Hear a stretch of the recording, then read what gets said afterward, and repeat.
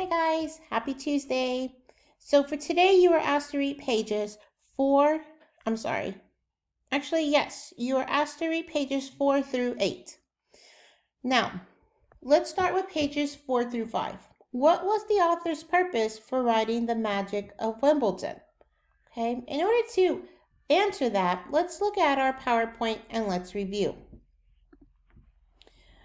Let's start with our focus question. What is Wimbledon and what sets it apart from other tournaments? So that's the focus question we should be able to answer by Thursday. When to use context clues. So here's your anchor chart on context clues. Remember to use context clues when you're stuck on a word. Use context clues to determine the meaning of a word. Use context clues to understand the message of the words that are being stated. So use context clues to understand the message the words are stating. Okay, I'll go back and fix that, guys. I don't like the way that sounds. Okay, so remember, you use context clues, guys, to help determine the meaning of a word, to help understand what the passage is stating, to understand the definition of a word. You always want to use pictures, helping words, words you know, examples and definitions, synonyms and antonyms. So these are things that you want to do as a good reader. Okay, so this week, our focus is going to be author's purpose.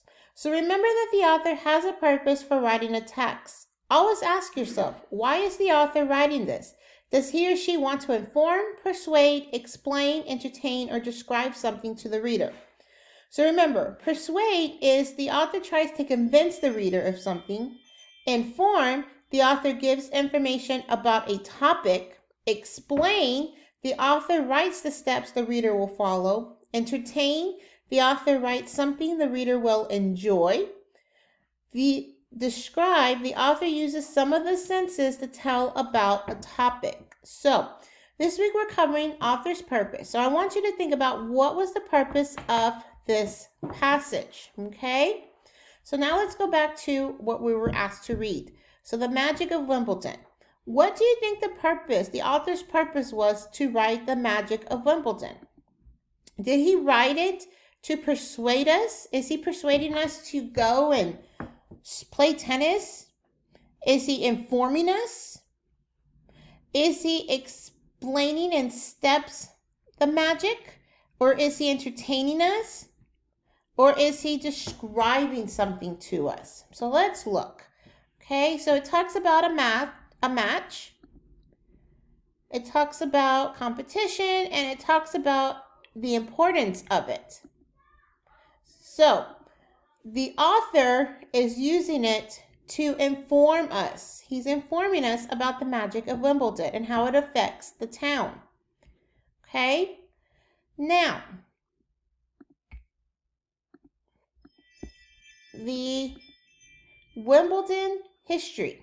Okay, I want you to think about, the author included the selection Wimbledon history to describe what? What was the purpose of this section? What was the author trying to describe? Let's look at the pictures and look at the captions. Okay, so what was it about? What were they talking about? You're right, they were talking about past tennis matches. They were talking about how it evolved over years. And when I mean years, I mean like more than 50 years, guys, because the first match was in the 1870s and we're in 2020. So how it evolved, how it became this big competition. It's huge. People follow it on Facebook and Twitter, and they follow it through ESPN. It's a very, very big thing. You win millions of dollars if you win. It's very fascinating. Okay, so why did the author include this in the passage? So that's something to think about. So the author included the selection Wimbledon history to describe, and then you're going to click here and type in why the author included it.